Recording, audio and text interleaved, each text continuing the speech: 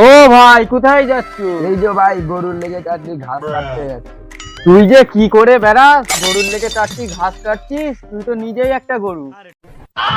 কি করবো রে ভাই, গরিব মানুষ, তাই চারটি ঘাস কাটতে যাচ্ছি। তুই তো পাগল রে ভাই, মাঠে ঘাটে ঘাস কেটে বেড়াচ্ছিস। আমাদিকে দেখ, চাকরিওয়ালা মেয়েকে বিয়ে করে পায়ের ওপর পা দিয়ে খাচ্ছিস। তুই তো বিড়িওয়ালার মেয়েকে বিয়ে করেছিস, তোকে তো ঘাস কাটতেই হবে। হ্যাঁ রে ভাই, এটাই আমার কপালে আছে। তোরা সুখে থাক, আমি যাই।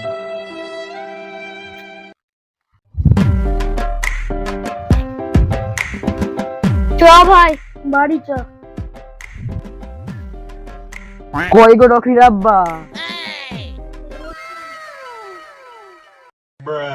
ওখানে বসে কি করছো?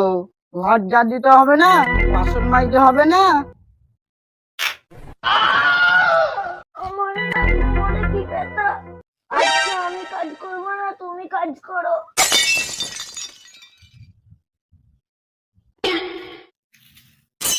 হ্যাঁ, ঝাড় দাও। আমি পারবো না।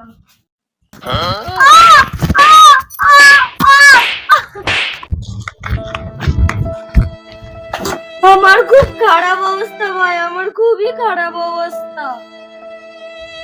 হ্যাঁ, এ কি হলো রে ভাই? তুই কাঁদছিস কেন? আমার বউ আমাকে খুব মেরেছে। কি হলো রে ভাই, তোর বউ তোকে মেরেছে কেন?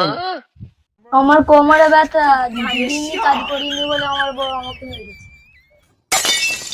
তুই তোর বউকে এত আস্পর্ধা দিয়েছিস বলেই তোর বউ মেরেছে। আমার বউ আমার সামনে কেন রে? আমার বাপের সামনে কথা বলারও সাহস নেই। আর আমি গুলাম নয়, ও আমার গুলাম হয়ে থাকি।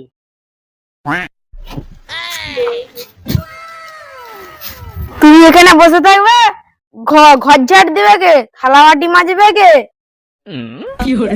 আমি তোর কথা মতো চলবো না, আমি আমার কথা মতন চলবো। আগে আমি থালা বাটি মাজবো, তারপর ঘর ঝাড়ু দেবো।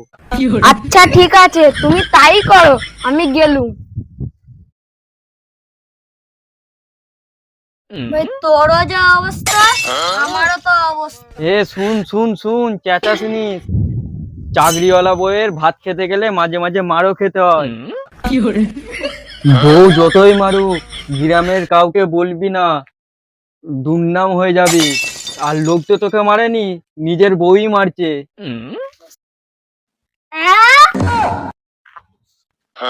হ্যাঁ,